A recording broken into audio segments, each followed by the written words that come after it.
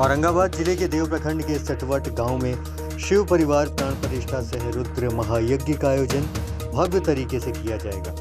यज्ञ संरक्षक प्रवीण कुमार सिंह बताते चले कि शिव परिवार प्राण प्रतिष्ठा सह रुद्र महायज्ञ की तैयारी को लेकर यज्ञ समिति के संरक्षक सह भाजपा नेता एवं समाज सेवी प्रवीण कुमार सिंह तथा अन्य सदस्यों की उपस्थिति में शिव परिवार प्राण प्रतिष्ठा सह रुद्र महायज्ञ की तैयारी को लेकर एक प्रेस कॉन्फ्रेंस आयोजित की गई। इस प्रेस कॉन्फ्रेंस के दौरान यज्ञ समिति के संरक्षक सह भाजपा नेता एवं समाज सेवी प्रवीण कुमार सिंह तथा अन्य सदस्यों ने बारी बारी से पत्रकारों को जानकारी देते हुए क्या कुछ कहा, आइए आपको भी सुनाते हैं।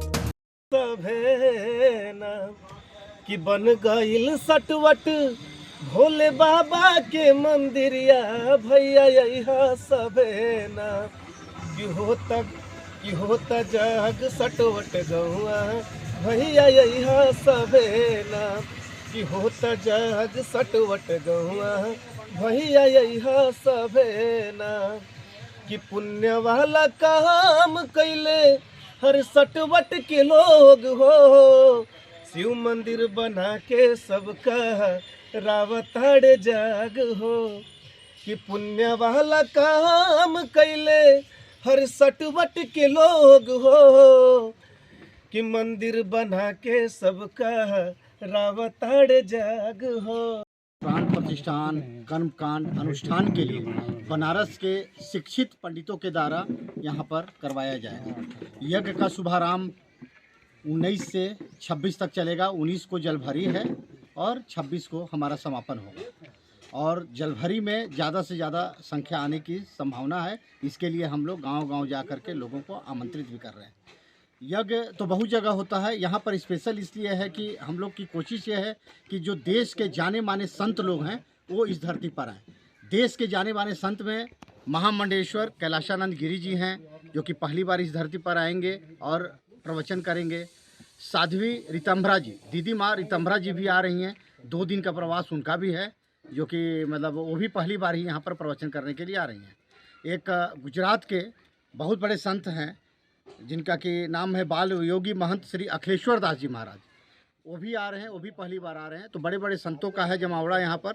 स्वामी सतप्रकाश जी जो कि कुप्पा घाट के हैं, सीताराम शरण जी, कथाबाज का देवी सत्यार्था जी हैं, जो कि देवी सत्यार्था जी भी पहली बार ही शायद यहाँ पर आ रही हैं और वो कर रही हैं।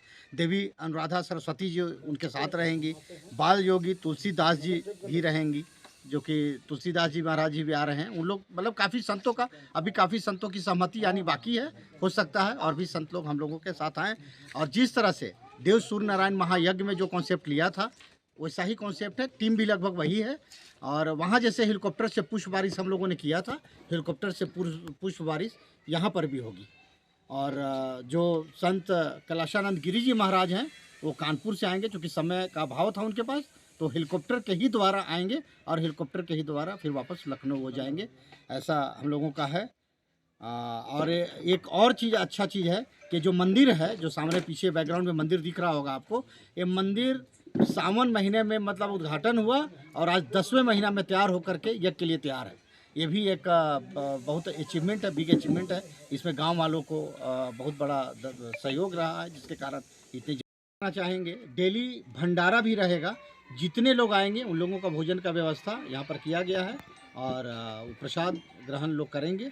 भंडारा भी बृहद भंडारा है। एक रूपता हो इसके लिए साड़ी मंगाई गई है गुजरात से, और काफ़ी सस्ते रेट में, फैक्ट्री रेट पर जो मिलता था उस रेट में मंगाया गया है। और पीला कलर का साड़ी महिलाओं को दिया जाएगा और दिया जा रहा है। अभी से भी बट्टा स्टार्ट है। एकरूपता के लिए किया गया है। पुरुष जो हैं वो लाल गमछी या कोशिश करेंगे कि लाल कुर्ता या उसमें आए।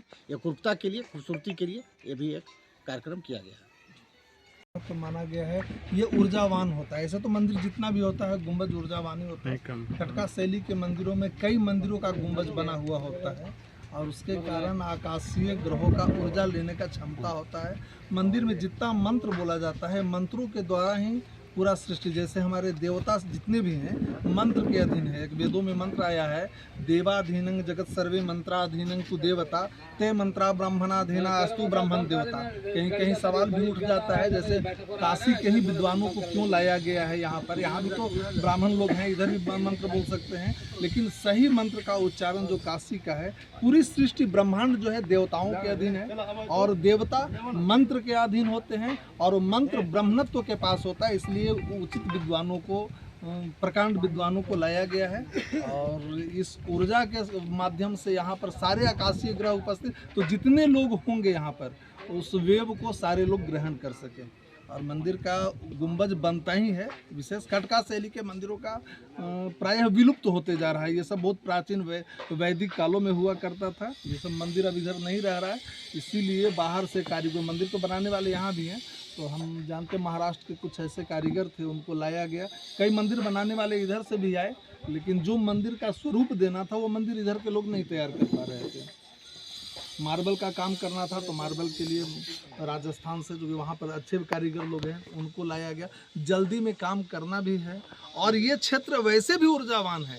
हमारा ये जो क्षेत्र है, आपके शून्य के खोज करने वाले आप जिनको बोलते हैं, आर्यभट्ट का शोधशाला रहा है, जो देव क्षेत्र है, जैसा कि इंद्रवन बोल रहे हैं। हम लोग जिस टापू पे रहते हैं, इस टापू का नाम है जम्मू द्वीप, और जम्मू द्वीप में 3 ऐसे क्षेत्र हैं जहां सूर्य का डायरेक्ट रे लिया जाता था। उसका नाम पहले, जैसे आज राज्य का नाम होता है बिहार झारखंड, वैसे पहले वनों पे होता था, जंगलों पे होता था, अरण्य पे होता था। तो जम्मू द्वीप में 3 ऐसे वन हैं, इंद्रवन, मित्रवन और मुंडीर वन, और ये 3 जगहों पर विशेष सूर्य की उपासना की जाती है।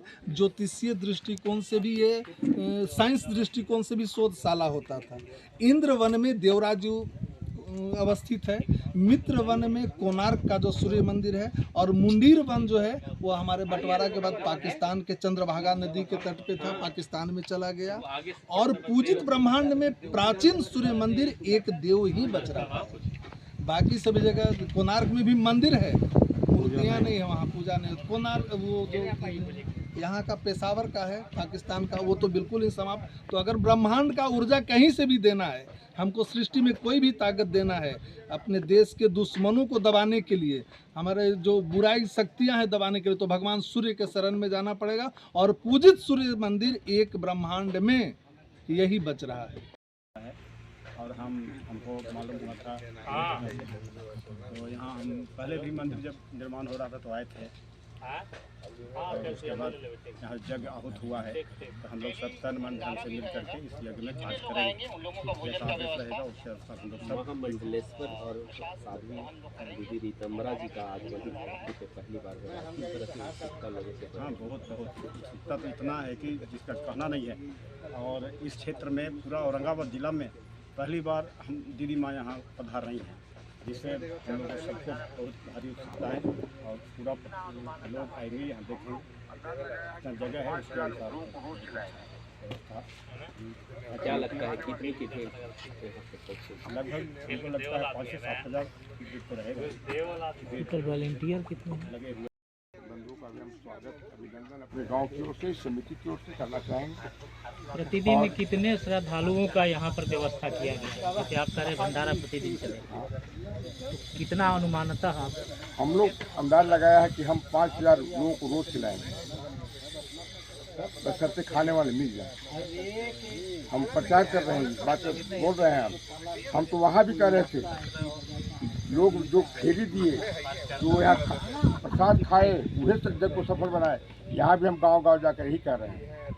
आप पूछ मत कीजिए, आप भंडारा में रोज हमारे यहाँ खाना खाइए। इस यज्ञ में गांव ग्रामीण क्षेत्रों का सहयोग मिल रहा है? बिल्कुल मिल रहा है। हम लोग इस इलाके क्षेत्र के सभी गांव के लोगों को आमंत्रित करके विस्तृत बैठक की है, और फिर हम अगले योजना के अनुसार गांव-गांव में जाकर उनके साथ भी बैठ रहे हैं।